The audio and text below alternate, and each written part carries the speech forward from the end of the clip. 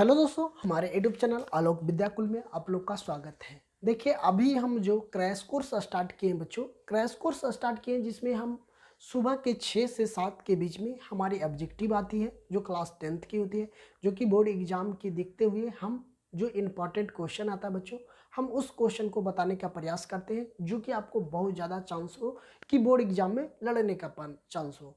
तो आप लोग से ये देखते हैं वीडियो के मेरी, तो आप रेगुलर देखिए और हमेशा 6 से और शाम में 6 बजे अपलोड होता है एक क्लास 10th का जो कि मैथ होता है। या तो कभी साइंस होगा, कभी मैथ होगा, या तो ऑल सब्जेक्ट का होता है, तो कभी हर एक चीज़ का अलग अलग मतलब डेली अलग अलग सब्जेक्ट का ही होता है। तो चलिए, आप लोग को ये क्वेश्चन हम आपको बता रहे हैं कि अगर आप वीडियो पे अभी नए हैं तो हमारे चैनल को सब्सक्राइब कर लीजिए और जो भी अपने दोस्त मोही है उनको साथ ज़रूर शेयर कीजिए और कमेंट बॉक्स में हमें ज़रूर प्रतिक्रिया दें कि ये क्वेश्चन आप लोगों को बता रहे हैं तो आप लोगों को कैसा लग रहा है। अगर आप लोग लाइव की बात करेंगे तो अगर कमेंट बॉक्स में हमें बताएं तो आपको लाइव भी हम बताने का प्रयास करेंगे। तो आप लोग टाइम बता दीजिएगा कितना बजे हम लाइव आएंगे, उतना ही टाइम पे हम लाइव आकर आप लोगों को डॉट भी डिस्कशन कर सकते हैं। तो आपको जो भी बोर्ड एग्जाम में आने का चांसेस हो, चाहे ऑब्जेक्टिव हो, सब्जेक्टिव हो, या तो मैथ का हो, या तो सोशल साइंस को, या तो साइंस को, सभी क्वेश्चनों को हम बारीकी से बताएंगे। तो आप लोग एकदम ज़रूर वीडियो को शेयर कीजिए। अगर अभी तक आप नहीं शेयर किए हैं तो आप वीडियो को ज़रूर शेयर कीजिए दोस्तों में, और चैनल को सब्सक्राइब करके रखिए ऑल नोटिफिकेशन में करके, ताकि आने वाला वीडियो का नोटिफिकेशन सबसे पहले आप तक पहुंच सके। तो चलिए, अब हम सीधा क्वेश्चन पे चलते हैं। क्वेश्चन को हम समझते हैं बच्चों। ये संस्कृत का मेरा पार्ट है, संस्कृत का ऑब्जेक्टिव है, जो कि संस्कृत का ऑब्जेक्टिव बहुत कम ही लोग यूट्यूब पे बता रहे हैं, जो कि मेन जो इंपॉर्टेंट क्वेश्चन होता है किसी को नहीं बताते हो। तो हम जो भी आपको ये क्वेश्चन बता रहे हैं मॉडल पेपर और क्वेश्चन बैंक से जो पूछा हुआ क्वेश्चन है उसको देखते हुए कि कितना बार ये पूछा गया है और कब कब पूछा गया है, इसको हटा करके हम नया क्वेश्चन बनाए हैं। तो नया क्वेश्चन बनाए हैं इसलिए कि ताकि आपको बोर्ड एग्जाम में बहुत ज़्यादा हेल्पफुल हो सके। तो चलिए, अब हम क्वेश्चन समझते हैं बच्चों कि आखिर क्वेश्चन क्या है। तो सबसे फर्स्ट क्वेश्चन है, यहाँ पे हम 40 सब्जेक्टिव लेकर आए जो कि आपको बहुत ज़्यादा मददगार होगा। तो अगर आप डेली देखते ऐसे रहते हैं तो आपको एग्ज़ाम से पहले पूरा ऑब्जेक्टिव आपको हम याद करा देंगे। तो देखिए, सबसे फर्स्ट क्वेश्चन है, सबसे फर्स्ट क्वेश्चन की बात कर लेते हैं। तो सबसे फर्स्ट क्वेश्चन है कि कक्षा में कौन प्रवेश करते थे। कक्षा में कौन प्रवेश करते हैं? तो कक्षा में शिक्षक ही प्रवेश करेंगे। आपको 4 ऑप्शन दिया हुआ रहेगा, तो 4 ऑप्शन में एक ऑप्शन शिक्षक का रहेगा, तो आपको ऑप्शन क्या मार देना है? शिक्षक। तो कह रहा है कक्षा में कौन प्रवेश करेंगे, तो कक्षा में कौन प्रवेश करेंगे? तो शिक्षक प्रवेश करेंगे ये। चलिए, अब नेक्स्ट क्वेश्चन है कि करमवीर राम प्रवेश राम के परिवार में सदस्यों की कुल कितनी संख्या थी। कह रहा है क्वेश्चन, करमवीर राम प्रवेश के परिवार में सदस्यों का कुल संख्या कितना था। तो कितना था? तो 4 था। कितना था? 4 था। तो हम ऑप्शन मार देंगे 4। चलिए, अब देखते हैं नेक्स्ट क्वेश्चन। भिखना टोला गांव में शिक्षक ने खुलते हुए किसे देखा। तो दलित बालक ने। किसने देखा? दलित बालक ने देखा। तो इसका ऑप्शन क्या हो जाएगा? दलित बालक हो जाएगा। चलिए, अब नेक्स्ट क्वेश्चन है कि गांव में कौन आए थे। गांव में कौन आए थे? आपको इस तरीका के क्वेश्चन पूछेगा संस्कृत में कि गांव में कौन आए थे। तो शिक्षक आए थे। कौन आए थे? शिक्षक आए थे। तो ठीक है, अब चलिए नेक्स्ट क्वेश्चन है मेरा कि स्वामी दयानंद की शिक्षा किस भाषा से प्रारंभ हुई थी। जो स्वामी दयानंद है ना, स्वामी दयानंद की शिक्षा किस भाषा में प्रारंभ हुई थी। तो सबसे पहले उनको संस्कृत की भाषा में प्रथम शिक्षा प्राप्त हुआ था, मतलब स्टार्टिंग हुआ था कौन सी भाषा में? तो संस्कृत भाषा में। कह रहा है आर्य समाज की संस्थापक कौन थे। आर्य समाज के संस्थापक कौन थे? तो स्वामी दयानंद थे। कौन थे? स्वामी दयानंद आर्य समाज के संस्थापक थे। ठीक है, उसके बाद स्वामी विवेकानंद भी आर्य समाज में ही चले गए थे। तो चलिए, अब नेक्स्ट क्वेश्चन है कि स्वामी दयानंद ने किसकी रचना की थी? तो स्वामी दयानंद ने किसकी रचना की थी? तो स्वामी दयानंद ने सत्यार्थ प्रकाश का रचना की थी। किनको? सत्यार्थ प्रकाश की रचना की थी। अब यहाँ पे कह रहा है सत्य प्रकाश नामक ग्रंथ किस भाषा से रचित है? कि सत्य प्रकाश नामक ग्रंथ किस भाषा से रचना की गई थी? तो हिंदी में। किसने? हिंदी ने। अगर स्वामी दयानंद की बात करते हैं तो किस भाषा में प्रारंभ किए थे? तो पढ़ाई लिखाई तो संस्कृत भाषा में। लेकिन क्या एक बुक लिखते? सत्यार्थ प्रकाश का नामक एक ग्रंथ लिखे थे, जो कि किस भाषा में लिखे थे? तो हिंदी भाषा में लिखे थे। चलिए अब कर रहा है मंदाग्नि वर्णम पाठ रामायण के किस कांड से लिया गया है? तो अयोध्या कांड से लिया गया है। किससे लिया गया है? अयोध्या कांड से लिया गया है। चलिए मंदाग्नि नदी का जल किसके पीने से गंदा हो गया था? तो मंदाग्नि जो नदी था किसको उस तालाब में, उस नदी में अगर कौन पानी पी लिए थे तो गंदा हो गए थे? तो हिरन। क्या मारेंगे हम ऑप्शन में? हिरन मार देंगे। किसको मारेंगे? हिरन को मारेंगे। चलिए अब यहाँ नेक्स्ट क्वेश्चन है कि कर्णम किस देश का राजा था? कर्णम किस देश की राजा था? तो अंग का। किसका? अंग का पहले अंग हुआ करते थे। अब यहाँ नेक्स्ट क्वेश्चन है कि कर्ण किसके पक्ष में युद्ध करता था? तो कौरवा के। किसके? कौरवा के पक्ष में युद्ध करते थे। किनके पक्ष में युद्ध करते थे? तो कौरवा के पक्ष में युद्ध करते थे। कौन? तो कर्णम नाम के। तो ये भी जो भी ऑब्जेक्टिव हम आपको बताने का प्रयास करते हैं बच्चों, जो कि बहुत ज़्यादा इंपॉर्टेंट होता है। तो अगर चैनल को सब्सक्राइब नहीं किए तो सब्सक्राइब करिए, ठीक है। तो चलिए, और शेयर नहीं कर रहे हैं अभी तक तो शेयर जरूर कीजिए। तो चलिए अब हम यहाँ नेक्स्ट क्वेश्चन चलते हैं कि सर्वप्रथम कर्णम क्या देते थे? कर्ण क्या देते थे? तो गौ शास्त्र देते थे। गौ शास्त्र देते थे। अब यहाँ नेक्स्ट क्वेश्चन है कि अशांति किसके विनाश का कारण होता है? अशांति किसके विनाश के कारक होता है? तो मानवता को। अगर अपने आप को अशांति महसूस करेंगे तो आपको किस विनाश की ओर ले जाएगा। आपको कहाँ ले जाएगा? विनाश की ओर ले जाएगा। आप अगर अशांति अपने आप को फीलिंग करते हैं तो मानवता को मतलब अपने आप, जो आपको अंदर मानवता है किसी दूसरे को व्यक्ति के प्रति, वो मानवता अपने आप को क्या कर देगा? ख़त्म हो जाएगा। किसी से लड़ाई करना, किसी से झगड़ा, किसी से कुछ भी कर लेना, ये मानवता ख़त्म कर देता है। तो यही कह रहा था। तो चलिए अब यहाँ कह रहा है विश्व में नष्ट करने के लिए किसका निर्माण हो रहा है? तो विश्व को नष्ट करने के लिए अस्त्र शस्त्र का निर्माण हो रहा है। शस्त्र का, जो कि अभी बहुत सारा बारूद बन रहा है। तो ये एक प्रकार के समझिए कि एक विनाश की घंटी बज रही है।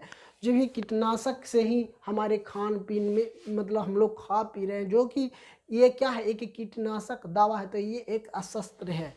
चलिए नेक्स्ट क्वेश्चन है कि इष्ट से किसका बोध करता है?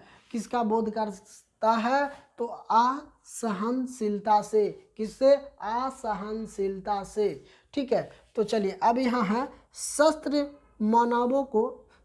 मानवों में किसका बोध कराता है? तो कर्तव्यों का। किसका? कर्तव्यों का।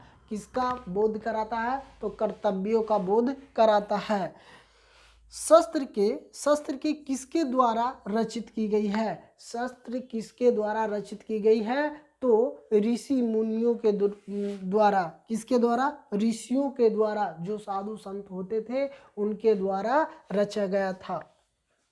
अब कह रहा है कृषि विज्ञान के प्रवर्तक कौन थे? कृषि विज्ञान के प्रवर्तक कौन थे? आपको क्वेश्चन आपको पूछ लिया जाएगा, कृषि विज्ञान की प्रवर्तक कौन थे? तो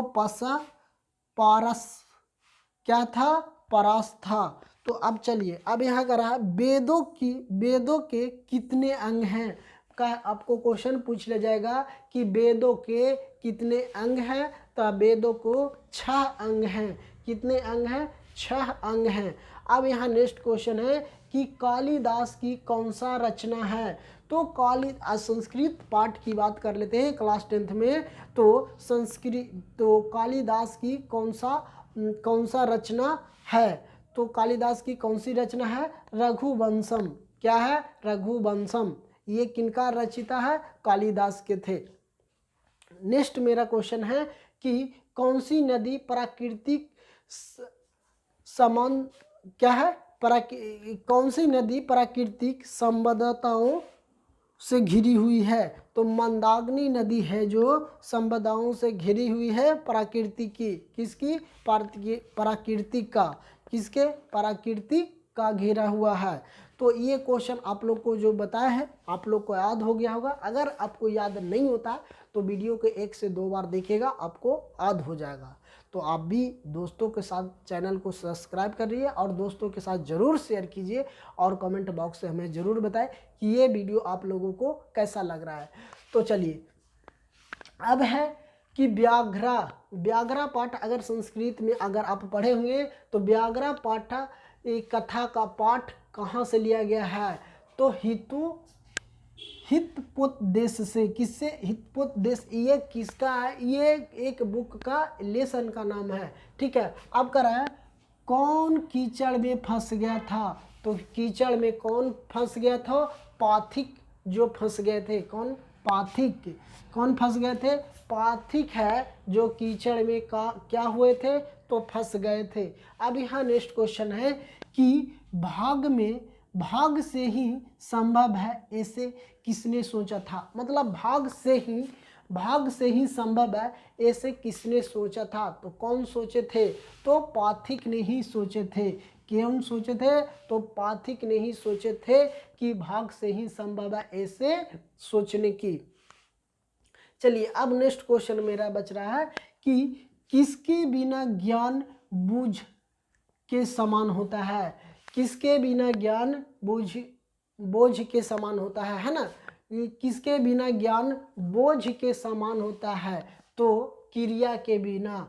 किसके बिना, तो क्रिया के बिना ज्ञान बोझ लगता है। क्रिया के बिना ज्ञान क्या होता है, बोझ लगता है। जैसे अगर मान लिया जाए कि आपको अभी क्वेश्चन हम आपको बोल रहे हैं कि आप वीडियो को अगर एक बार में याद नहीं होता दोबारा तिबारा देखिए, लेकिन आप लोग क्या करते हैं, एक बार वीडियो देख के दोबारा नहीं देखते तो कहते हैं हमको याद नहीं है या तो पढ़ाने वाला ही गलत है। लेकिन अगर इसी क्रिया को बार बार करेंगे, 1 से 2 बार करेंगे, 3 बार करेंगे, तो कहीं ना कहीं ये क्वेश्चन हमें क्या हो जाएगा, याद हो जाएगा। इसी को हम क्या बोलते हैं, क्रिया बोलते हैं। कि ज्ञान किसके बिना ज्ञान बोझ लगता है, तो किसके बिना बोझ लगता है, तो क्रिया के बिना। जब तक क्रिया करेंगे नहीं तो क्रिया नहीं करेंगे तो अभी क्रिया कैसे हो पाएगा। अगर कोई चीज़ को हम बुक को पढ़ेंगे ही नहीं तो उसको पता कैसे चलेगा कि इस बुक में सही क्या है क्या गलत है। तो जब तक क्रिया नहीं तो उसको अभी क्रिया नहीं हो सकता है। चलिए, अब करा कर्णम दान वीरता पाठ कहाँ से लिया गया है। तो कर्णभार से। कहाँ से लिया गया है, तो कर्णभार से लिया गया है। ठीक है, किससे लिया गया है, कर्णभार से लिया गया है। चलिए, अब यहाँ पे नेक्स्ट क्वेश्चन है संस्कार का नाम सुने होंगे। तो संस्कार प्रातः कितने प्रकार के होते हैं।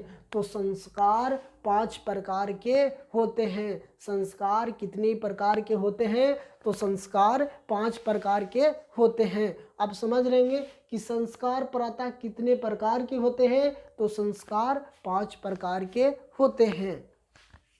चलिए, अब यहाँ पे नेक्स्ट क्वेश्चन है नामकरण। क्या कर रहा है, नामकरण किस संस्कार में होते हैं। तो नामकरण बचपन में होते हैं। तो नामकरण किस संस्कार में होते हैं, तो नामकरण बचपन में होते हैं। तो जैसे कि नाम धरता हुए एक संस्कार ही है, नाम ही एक प्रकार का क्या है, संस्कार ही है। सप्तमी पदी क्रिया किस संस्कार में होती है? तो सप्तम पदी क्रिया किस संस्कार में होता है? तो विवाह में होता है। किस में होता है? तो विवाह में होता है। आपको 7 वचन दिलाते हैं। जब भी आपको शादी होगा तो 7 वचन या तो 7 फेरे, उसको हम क्या किस में लेते हैं? तो विवाह में लेते हैं। किस में लेते हैं? 7 फेरे कब लेते हैं? तो आपका विवाह होगा तब 7 फेरे लेते हैं। इसलिए अब यहाँ नेक्स्ट क्वेश्चन है कि विवाह संस्कार के अंतर्गत क्या नहीं आता है? विवाह संस्कार के अंतर्गत हमको क्या नहीं आता है? तो आपको 4 ऑप्शन दे दिया जाएगा। उसमें एक गोदहन आपको विवाह संस्कार में नहीं आता है। गोदहन क्या? विवाह संस्कार में नहीं आता है। अब समझ रहेंगे क्वेश्चन कि विवाह संस्कार के अंतर्गत क्या नहीं आता है? तो आपको ऑप्शन मारना है क्या? गोदहन। क्या? गोदहन मारना है। अब यहाँ देखते हैं नीति श्लोक पाठ किस ग्रंथ से लिया गया है? नीति पाठ किस ग्रंथ से लिया गया है? तो नीति पाठ किस ग्रंथ से लिया गया है? तो महाभारत से लिया गया है। किससे लिया गया है? महाभारत से लिया गया है। किससे लिया गया? महाभारत से लिया गया है। अब कह रहा है विदुर कौन था? विदुर कौन था? मेरा नेक्स्ट क्वेश्चन है कि विदुर कौन था? तो विदुर मंत्री थे। कौन थे? मंत्री थे। विदुर कौन थे? तो विदुर मंत्री थे। चलिए अब नेक्स्ट क्वेश्चन मेरा है कि सभी जीवों के सत्य को जानने वाला कौन है? तो सभी जीवों को सत्य को जानने वालों को हम पंडित बोलते हैं। क्या बोलते हैं? पंडित बोलते हैं। तो सभी जीवों को सत्य बोले जाने वालों को क्या बोलते हैं? हम पंडित बोलते हैं। क्या बोलते हैं बच्चों? पंडित बोलते हैं। कि सभी जीवों को सत्य को जानने वाले को क्या बोलते हैं? हम पंडित बोलते हैं। क्या बोलते हैं? पंडित बोलते हैं। चलिए अब यहाँ पे नेक्स्ट क्वेश्चन मेरा है दोष कितने होते हैं? दोष कितने होते हैं? तो बात करते हैं कि दोष कितने होते हैं। आप लोग भी जैसे हम बोल रहे हैं उसी प्रकार से आप भी बार बार बोलिए, तो आपको भी ये क्वेश्चन याद हो जाएगा कि दोष कितने प्रकार के होते हैं या तो कितने होते हैं। तो दोष 6 होते हैं। दोष कितने होते हैं बच्चों? तो दोष 6 होते हैं। चलिए अब यहाँ नेक्स्ट क्वेश्चन मेरा आ गया कि करमवीर कथा में किस पुस्तक का वर्णन किया गया है? करमवीर कथा में किस पुरुष का वर्णन किया गया है? करमवीर क्या कर रहा है? करमवीर कथा में किस पुरुष का वर्णन किया गया है? तो किसका वर्णन किया गया है? तो दलित बालक का। दलित का। किसका? दलित का।